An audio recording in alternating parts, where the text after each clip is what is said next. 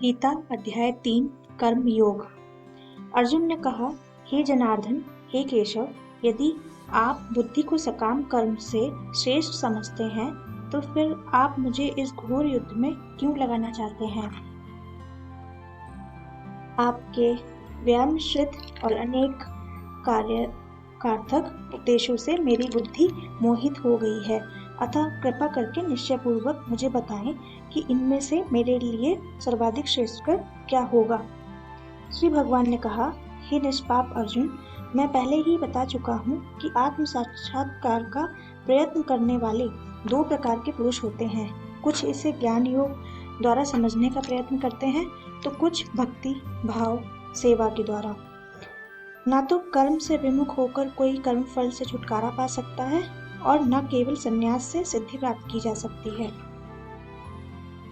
प्रत्येक व्यक्ति को प्रकृति से अर्जित गुणों के अनुसार विवश होकर कर्म करना पड़ता है, अतः कोई भी एक क्षण भर के लिए भी बिना कर्म किए नहीं रह सकता।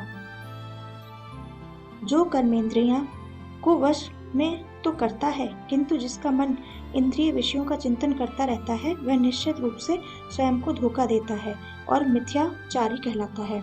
दूसरी ओर यदि कोई निष्ठावान व्यक्ति अपने मन के द्वारा कर्मेंद्रियों को वश में करने का प्रयत्न करता है और बिना किसी आसक्ति के कर्मयोग प्रारंभ करता है, तो वह अति उत्कृष्ट है।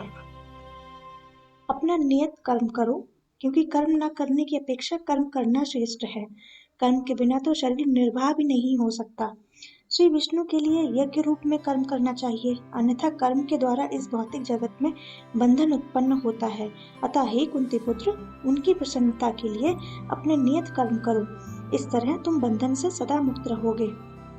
सृष्टि के आरंभ में समस्त प्राणियों के स्वामी प्रजापति ने विष्णु के लिए यज्ञ सहित मनुष्यों तथा देवताओं की संततियों को रचा और उनसे कहा, तुम इस यज्ञ से सुखी रहो, क्योंकि इसके करने से तुम्हें सुख पूर्वक रहने तथा मुक्ति प्राप्त करने के लिए समस्त वांछित वस्तुएं प्राप्त हो सकेंगी।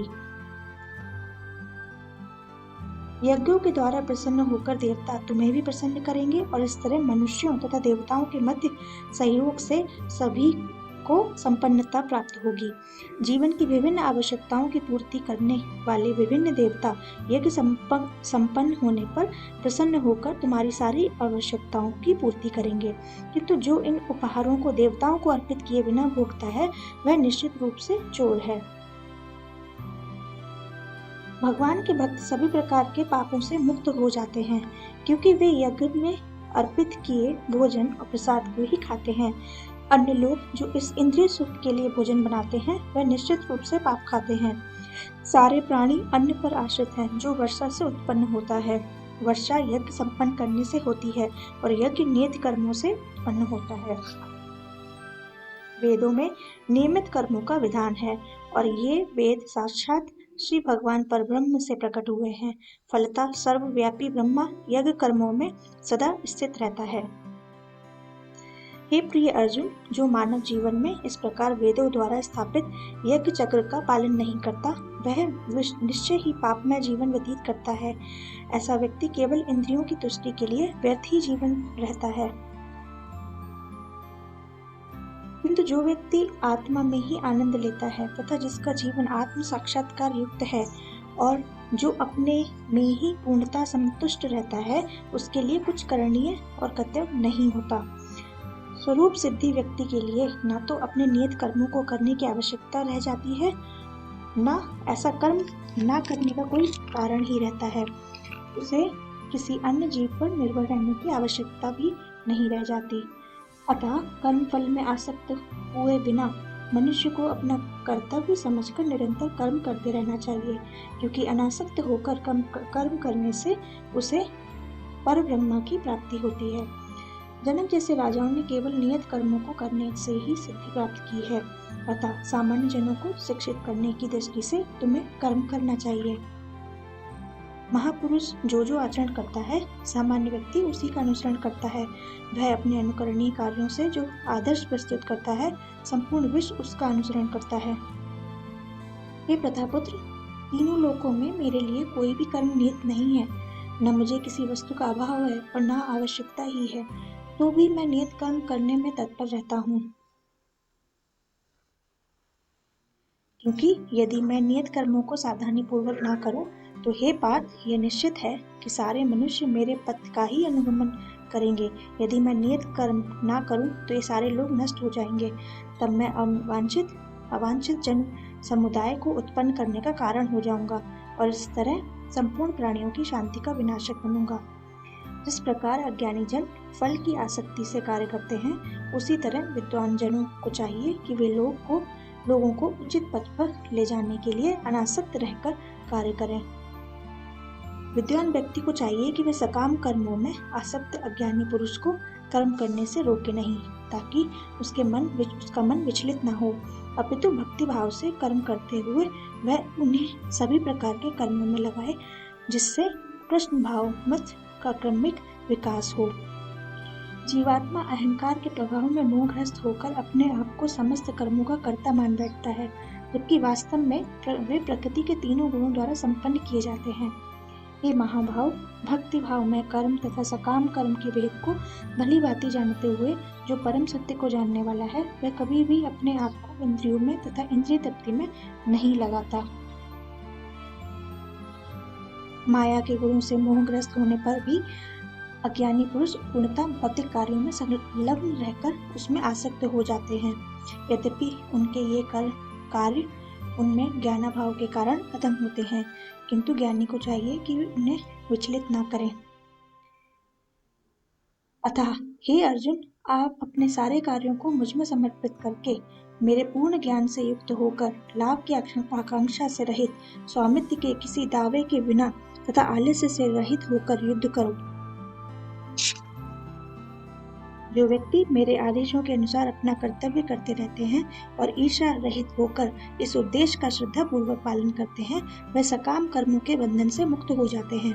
किंतु जो ईर्ष्यावश इन उपदेशों की उपेक्षा करते हैं और इनका पालन नहीं करते, उन्हें समस्त ज्ञान से रहित, दिग्भ्रमित तथा सिद्धि के प्रयासों में नष्ट भ्रष्ट समझना चाहिए। ज्ञानी पुरुष भी अपनी प्रकृति के अनुसार कार्य करता है, क्योंकि सभी प्राणी तीनों गुणों से प्राप्त अपनी प्रकृति का ही अनुसरण करते हैं। भला दमन से क्या हो सकता है? प्रत्येक इंद्रियां तथा उसके विषय से संबंधित राग द्वेष को व्यवस्थित करने के नियम होते हैं। मनुष्य को ऐसे राग तथा द्वेष के वशीभूत नहीं होना चाहिए, क्योंकि ये आत्म साक्षात्कार के मार्ग में अवरोधक है। नित्य कर्मों को दोषपूर्ण ढंग से संपन्न करना भी अन्य के कर्मों को भलीभांति करने से श्रेष्ठकर है। स्वयं कर्मों को करते हुए मरना पराये कर्मों में प्रवृत्त होने की अपेक्षा श्रेष्ठ है, क्योंकि अन्य किसी के मार्ग का अनुसरण भयावह होता है। अर्जुन ने कहा, हे विष्णुवंशी, मनुष्य न चाहते हुए भी पाप कर्मों के लिए प्रेरित क्यों होता है? ऐसा लगता है कि उसे बलपूर्वक उसमें लगाया जा रहा हो।